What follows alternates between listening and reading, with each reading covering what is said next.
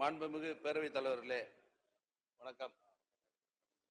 தாய் மாணவராய் தமிழ்பால் ஊட்டி நம்மை வளர்த்தெடுத்த தங்க தலைவர் கலைஞர், 1000 ஆண்டு சாதனைகளை நிகழ்த்தி காட்டிய நூற்றாண்டு நாயகர், தென்னாட்டு காந்தி அண்ணாவின் வழியில் கை நாட்டு மனிதர்களை கல்வி அறிவு தந்து உயர்த்திய கலங்கரை விளக்கம், வங்க கடலோரம் உறங்கும் வரலாற்று அதிசயம் முத்தமிழறிஞர் கலைஞருக்கு என் வணக்கம்.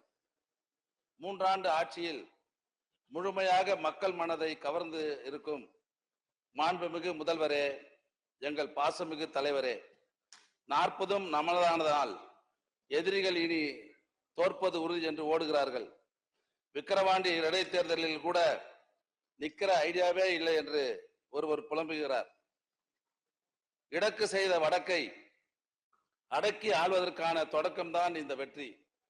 ஒரே நாடு ஒரே கோடு என்று உளறியவர்களை மாநில கட்சிகள் மண்டியிட வைத்திருக்கிறார் நம் தளபதி.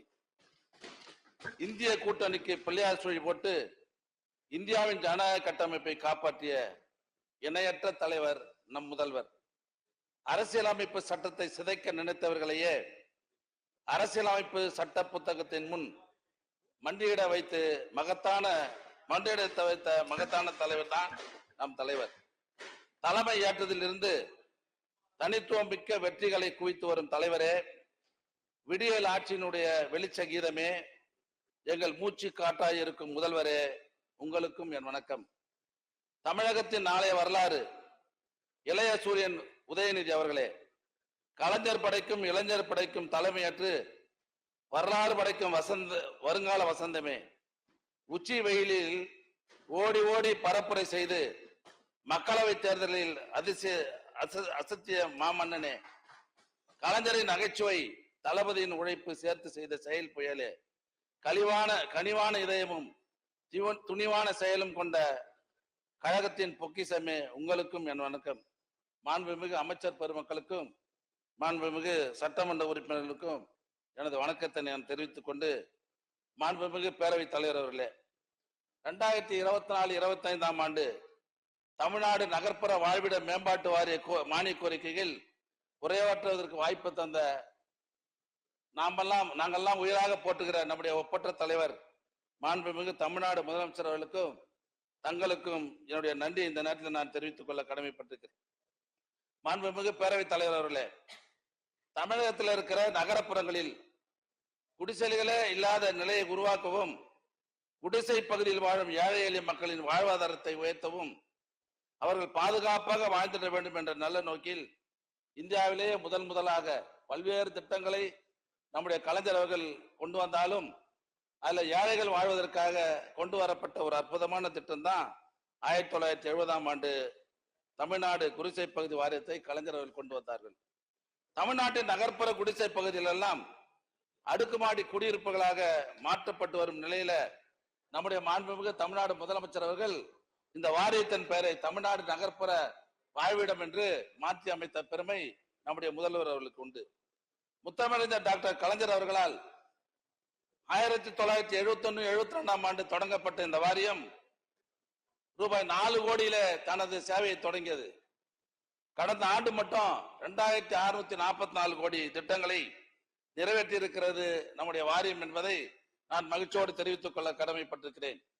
வாரியம் ஏற்படுத்தப்பட்டு இதனால் வரை சென்னை மாவட்டத்தில் மட்டும் 206 திட்டப்பகுதிகளில் 1,17,016 அடுக்குமாடி குடியிருப்புகளும், இதர மாவட்டங்களில் 233 திட்டப்பகுதிகளில் 76,875 அடுக்குமாடி குடியிருப்புகளும், ஆக மொத்தம் 439 திட்டப்பகுதிகளில 1,93,891 குடியிருப்புகள் இன்றைக்கு வாரியத்தால் பராமரிக்கப்பட்டு வருகிறது. மாண்புமிகு பேரவைத் தலைவர் அவர்களே, 2030 ஆண்டுக்குள் தமிழகத்தினை குடிசைகளே இல்லாத மாநிலமாக வேண்டும் என்ற அனைவருக்கு வீடு என்பது நம்முடைய மாண்புமிகு தமிழ்நாடு முதலமைச்சருடைய தொலைநோக்கு திட்டமாகும். 2014 ஆண்டு செயல்படுத்தப்பட்ட அனைவருக்கும் வீடு வழங்கும் திட்டத்தின் கீழ் 9,53,000 இதுல 3,06,667 வீடுகள் அடுக்குமாடி குடியிருப்புகளாகவும் தனிநபர் வீடுகளும் கட்டி முடிக்கப்பட்டு தற்போது 1,68,19 குடியிருப்பு கட்டுகிற பணி இப்போது நடைபெற்று வருகிறது. அடுக்குமாடி குடியிருப்பு கட்டும் திட்டத்தின் கீழே 55,955 குடியிருப்பு கட்டி முடிக்கப்பட்டு 78,590 குடியிருப்புகளுக்கான கட்டுமான பணிகள் தற்போது நடைபெற்று வருகிறது. தற்போது 9,151 குடியிருப்புகள் கட்டுகிற பணி துவங்கப்பட உள்ளது என்பதையும் நான் தெரிவித்துக் கொள்கிறேன். ஆக நம்முடைய கழக அரசு பொறுப்பேற்றிருக்கிற இந்த 3 ஆண்டுகளில் 38 திட்ட பகுதிகளில 16,173 அடுக்குமாடி குடியிருப்புகள் கட்டுவதற்கு இப்போது ஒப்புதல் வழங்கப்பட்டிருக்கிறது.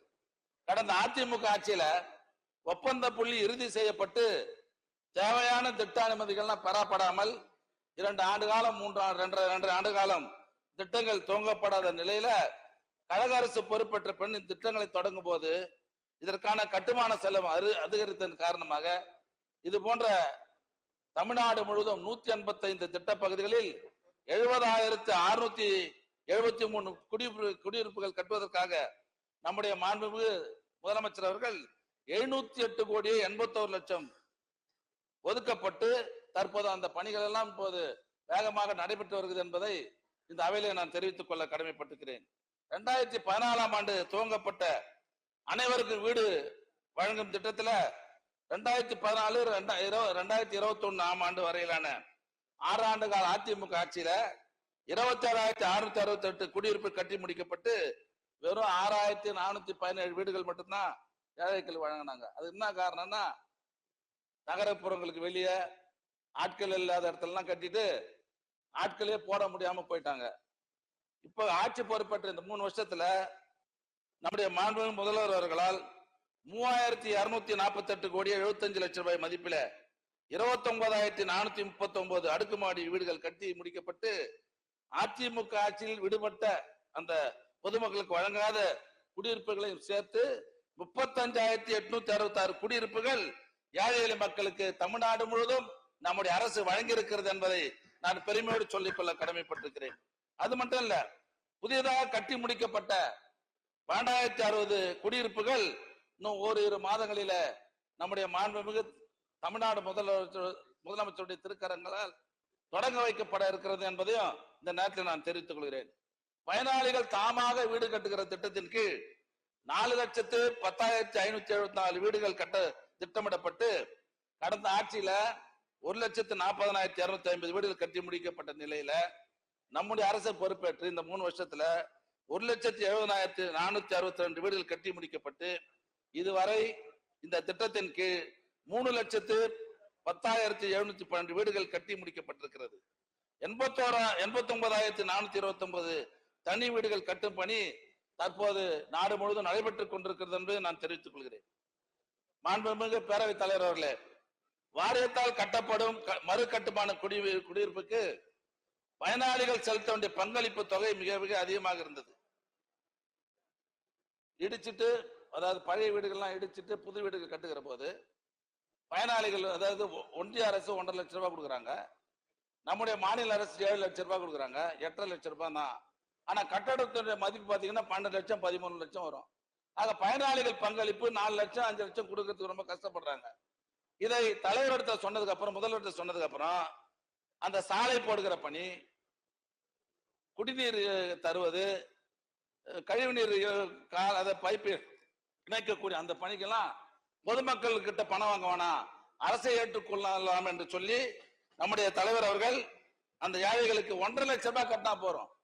அந்த கட்டடத்தின் மதிப்பு 4 லட்சம் 5 லட்சம் வந்தாலும் கூட அந்த பயனாளி 1.5 லட்சம் ரூபாய் கட்டினால் போறோம் என்று அறிவித்து இன்றைக்கு இந்த திட்டத்தில் மட்டும் கடந்த 3 ஆண்டுகளில் 23,910 குடும்பங்கள் செலுத்த வேண்டிய பயனாளிகள் பங்களிப்பு தொகை 510 கோடி 42 லட்சம் ரூபாய் அரசே வழங்கி அந்த பயனாளிகள் எல்லாம் அந்த சிரமத்தில் இருந்து பாதுகாத்த தலைவர் நம்முடைய மாண்புமிகு முதலமைச்சர் என்பதை நான் பெருமையோடு இந்த நேரத்தில் நான் சுட்டிக்காட்ட விரும்புகிறேன். மாண்புமிகு பேரவைத் தலைவர்களே, கழக அரசு பொறுப்பேற்றவுடன் சென்னையில 30 ஆண்டுகளுக்கு முன் வாரியத்தால் கட்டப்பட்ட குடியிருப்புகள் தட்பவெட்ப சூழ்நிலையில நீண்ட கால பயன்பாடு சிதலமடைந்து உறுதித்தன்மை இழந்திருக்கிறது. நாங்கெல்லாம் போய் பார்த்தோம். ஒரு வெடி வச்சாலுமே அந்த கட்டடம் உழற நிலைமையில் இருந்தது. அது போன்ற குடியிருப்புகளை வல்லுநர் குழு வந்து ஆய்வு பண்ணோம். அந்த அவர்கள் தந்த ஆய்வின்படி 2021 ஆண்டு வரை சென்னையில மட்டும் 73 திட்டப்பகுதிகளில 27,038 குடியிருப்புகளும், இதர மாவட்டங்களில 9 திட்டப்பகுதிகளிலும் ஆக மொத்தம் 30,392 குடியிருப்புகள் மறுகாற்று நிர்மாணம் செய்திட வேண்டும் என்று அந்த ஆய்வுக்குழு பரிந்துரை செய்தது. அது மட்டும் இல்லாம இப்ப மார்ச் 2024 மார்ச் வரை இன்னொரு ஆய்வு செய்யப்பட்டதுல கூடுதலாக 5,833 வீடுகள் மறு கட்டுமானம் செய்யப்பட வேண்டும் என்று ஆய்வு அறிக்கை தந்திருக்கிறது. ஆக வாரியத்தால் கண்டறியப்பட்டிருக்கிற அந்த சிதலமடைந்த வீடுகளை புதுசா கட்டித்தரணும் சொல்லி 2021-22 2022-23 ஆண்டில் நம்முடைய முதல்வர் அவர்கள் 2,400 கோடி ரூபாய் மதிப்பில 15,000 வீடுகள் கட்டப்பட வேண்டும் என்று நம்ம அறிவிச்சோம்.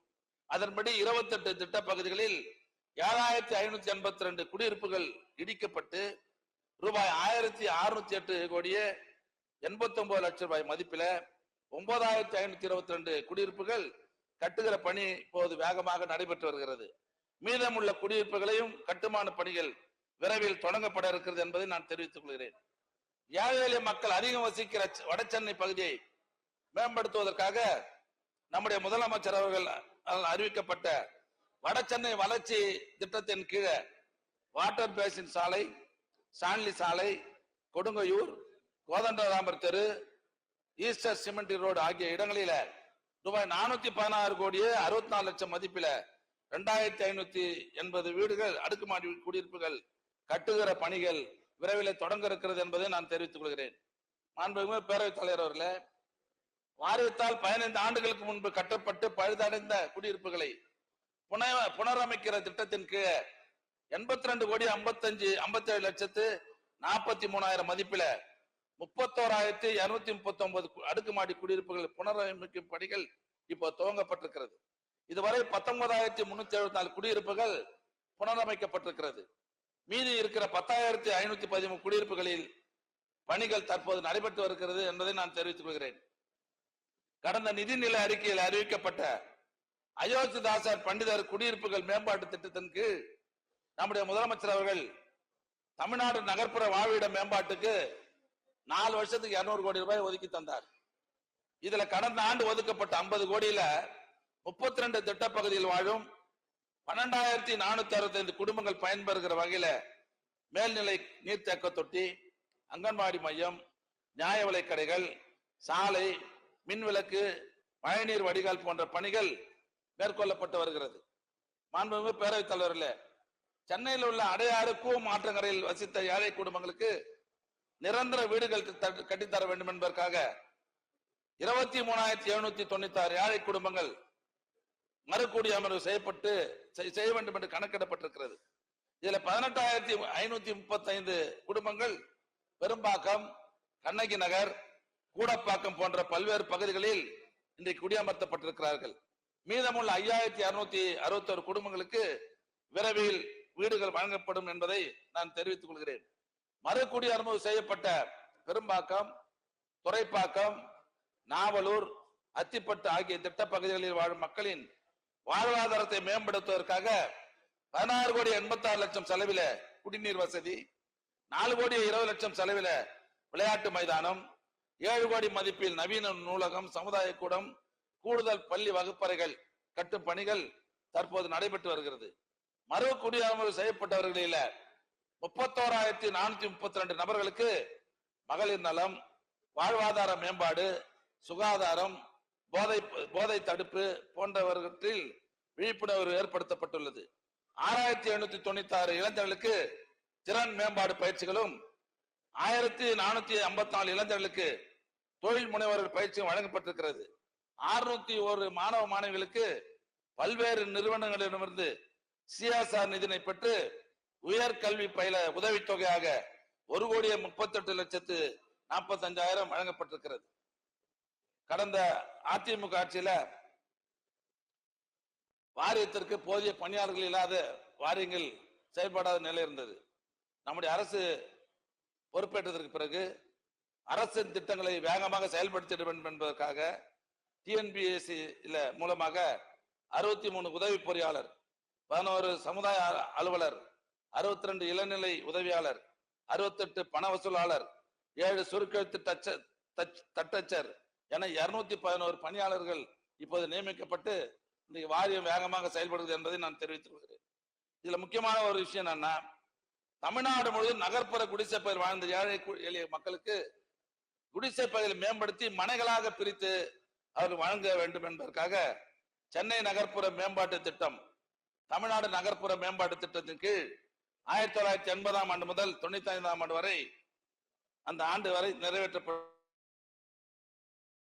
குடிசை பகுதியில் மேம்படுத்தப்பட்டு 1,34,678 மனைகள் ஏழை எளிய மக்களுக்கு வழங்கப்பட்டது. இதுல 593 திட்டப்பகுதிகளுக்கு அரசாணை வெளியிடப்பட்டு வாரியத்தின் பெயரில் நில உரிமை மாற்றம் செய்யப்பட்டுள்ளது. இதுல 37,357 ஒதுக்கீடுதாரருக்கு கிரையப்பத்திரம் வழங்கப்பட்டுள்ளது. இவர்களுக்கு வருவாய்த்துறையின் மூலமாக பட்டா பெறுவதற்கு வழிவகை செய்யப்பட்டிருக்கிறது என்பதை நான் தெரிவித்துக் கொள்கிறேன்.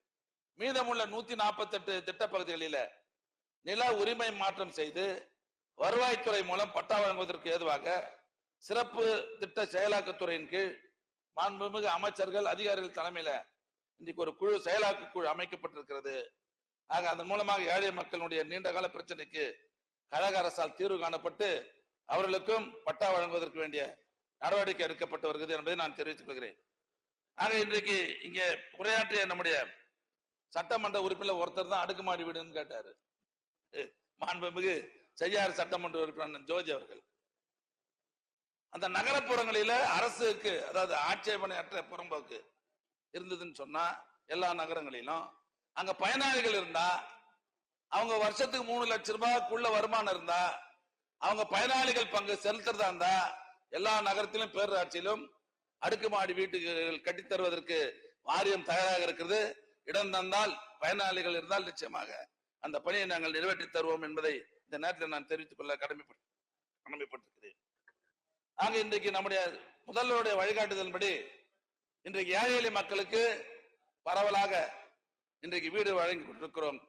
ஆக எங்கெங்கெல்லாம் வீடு வேணும்னு சொல்லி கேட்டீங்கன்னா அங்க வீடு கட்டி தருவதற்கு இடம் இருந்தால், பயனாளி இருந்தால் வீடு கட்டி தருவது வாரியம் தயாராக இருக்கிறது என்பதை மட்டும் சொல்லி, மாண்புமிகு பேரவைத் தலைவர் அவர்களே, நகர்ப்புற வாழ்விட வாரியத்தின் மூலமாக 8 அறிவிப்புகளை அறிவிக்கிறேன். தமிழ்நாடு நகர்ப்புற வாழ்விட மேம்பாட்டு வாரிய திட்டப்பகுதிகளில் அடுக்குமாடி குடியிருப்பு புனரமைப்பு பணிகள் ரூபாய் 70 கோடி மதிப்பிலே மேற்கொள்ளப்படும். நில உரிமை உள்ள நலிவுற்ற மக்கள் பயன்பெறும் வகையில தாமாக வீடு கட்டிக் கொள்ளும் திட்டத்தின் கீழ் 1 லட்சம் தனி வீடுகள் கட்டிக்கொள்ள மானியம் வழங்கப்படும். தமிழ்நாடு நகர்ப்புற வாழ்விட மேம்பாட்டு வாரிய திட்டப்பகுதிகளில் வசிக்கிற மக்களின் நலனுக்காக நாவலூர் திட்ட பகுதியில 1,25 லட்சம் ரூபாய் மதிப்பில விளையாட்டுத் திடல் அமைக்கப்படும். பெரும்பாக்கம் அடுக்குமாடி குடியிருப்பு திட்ட பகுதிகளில் 1 கோடி மதிப்பீட்டில தொழிற்பயிற்சி கூடம் அமைக்கப்படும். தமிழ்நாடு நகர்ப்புற வாழ்விட மேம்பாட்டு வாரிய திட்டப்பகுதிகளில் வசிக்கிற மகளிர் மேம்பாட்டிற்காக 2000 மகளிருக்கு சிறப்பு சுயதொழில் பயிற்சி வழங்கப்படும். ஈரோடு மாவட்டம் ஈரோடு வட்டம் நல்லங்கவுண்டன் பாளையம் திட்ட பகுதியில கடைகள் மற்றும் உடற்பயிற்சி கூடங்கள் ஆகியவை 1 கோடி ரூபாய் மதிப்பில அமைக்கப்படும். தமிழ்நாடு நகர்ப்புற வாழ்விட மேம்பாட்டு வாரிய திட்டப்பகுதிகளில் வசிக்கிற விளையாட்டில் ஆர்வமுள்ள திறமையானவர்களை கண்டறிந்து அவர்களுக்கு சிறப்பு பயிற்சி அளிக்கப்படும். தமிழ்நாடு நகர்ப்புற வாழ்விட மேம்பாட்டு வாரிய திட்டப்பகுதிகளில் வசிக்கிற மக்களின் வாழ்வாதாரத்தை மேம்படுத்த 5000 நபர்களுக்கு திறன் மேம்பாட்டு பயிற்சி வழங்கப்படும். மாண்புமிகு பேரவைத் தலைவர் அவர்களே, 26 சட்டமன்ற உறுப்பினர் 26 வெட்டு தீர்மானம் தந்திருக்கிறார். படித்து பார்த்திருக்கிறேன். அதெல்லாம் ஆய்வு செய்து வருகின்ற காலங்களில் அந்த பணிகளை எல்லாம் எந்தெந்த பணிகள் முடியுமோ அதையெல்லாம் இந்த வாரியத்தின் மூலமாக செய்து அந்த பணிகளை நிறைவேற்றுவோம் என்ற நல்ல செய்தி இந்த நேரத்தில் நான் தெரிவித்துக் கொள்கிறேன். ஆக வெட்டு தீர்மானங்களை மாண்புமிகு உறுப்பினர் திரும்ப பெற்றுக் கொண்டு இந்த மானிய கோரிக்கை நிறைவேற்றி தர வேண்டும் என்று உங்களை நான் அன்போடு கேட்டுக்கொள்கிறேன். ஆக இந்த மானிய கோரிக்கையில எங்களுக்கு உறுதுணையாக இருந்த தலைமை செயலாளர் உள்ளிட்ட அனைத்து உயர் அதிகாரி அலுவலர்களுக்கும், எங்களுடைய துறையினுடைய செயலாளர், மேலாண்மை இயக்குநருக்கும் துறையின் சார்பில் நன்றி சொல்லி மானிய கோரிக்கையை நிறைவேற்றி தரும்படி கேட்டு விடைபெறுகிறேன். நன்றி, வணக்கம்.